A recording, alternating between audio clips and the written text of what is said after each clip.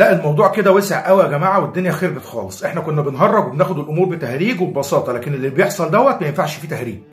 اللي نفسي افهمه واللي نفسي اعرفه، الناس ساكته على الاشكال دي ليه؟ اللي نفسي افهمه واللي نفسي اعرفه، انتوا سايبين الاشكال دي ليه موجوده على السوشيال ميديا؟ انا نفسي اعرف ايه الكائن ده وايه كينونته وايه اللي بيقدمه عشان خاطر يتعمل معاه اللي بيتعمل. ناس بتستضيفه في التلفزيون ومطاعم كبيره تستضيفه وياخد لك 20 واحد ويحلف 100 يمين انه ما دافع ولا جنيه. عشان ايه؟ عشان ايه اللي بيقدمه؟ ايه المحتوى اللي بيقدمه عشان خاطر يعمل كده؟ وطالع يبوس في دي ويحضن في دي ويعمل في دي، وانتوا كل واحده فيكم قابله على نفسها. في الاول قلنا عيل اهبل والست اللي كانت طالعه معاه والناس انتقدت وبيبوسها وجابوهم في التلفزيون وازاي تخليه يبوسك. لما تطلع بقى مذيعه المفروض ان هي في التلفزيون وتعمل معاه فيديوهات ويعمل معاها الحركات اللي انتوا شايفينها دي، ده يبقى ايه؟ مذيعه ايه ونيله ايه وبلا ازرق ايه اللي انت بتقولي عليها انك مذيعه وكلام من ده؟ المذيعات نعرف ان هم من زمان وهم محترمين، المذيعات عارفين ان هم فعلا ليهم وضع في المجتمع. دريه شرف الدين، سهير اتربي، نجوى ابراهيم، الناس دي كلها، الناس دي عمرها ما اهانت لنفسها بالمنظر اللي انتوا بتعملوه ده. وفي الاخر يقول لك اصل احنا مذيعين. مذيعه ايه ونيله قناه ما يعلم بها الا ربنا، ما بتجيبش غير اشكال ما يعلم بها الا ربنا، الا من رحم ربي لما بتستضيف حد عدل عليه القيمه.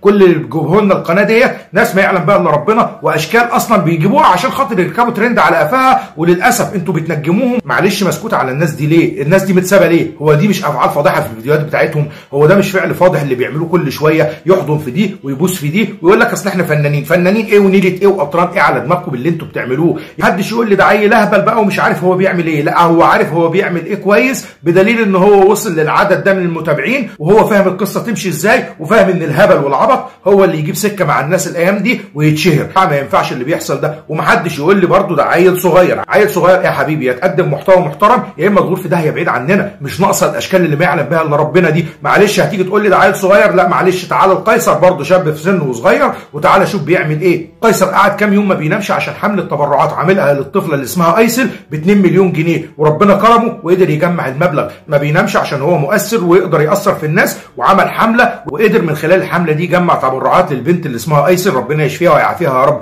برضه الفيديوهات بتاعته ما حدش لقى فيها اي حاجه تخدش الحياء. برضه الفيديوهات بتاعته مراعي فيها كل حدث بحدثه. برضه حتى في الفيديوهات العاديه بيقدم لك محتوى محترم، بيقدم لك محتوى تحترمه عليه، وهو من سنه وصغير. فالسن مش هو المقياس انك تقدم محتوى محترم او تقدم محتوى غير محترم. المحتويات الغير محترمه تغور في 60 داهيه بعيد عننا. يا جماعه الواد ده لازم يتحاسب، هو واللي بيطلعوا معاه في الفيديوهات واللي بيصوروا معاه، الستات اللي بتطلع ويفضل يحضن ويبوس فيها، دي قله ادب وسفاله. فوقوا بقى، الدنيا بتخرب من حوالينا وانتوا لسه في قله الادب مستمرين فيها. انتوا ناويين تروحوا بينا فين تاني؟ حسبي الله ونعم الوكيل فيكم.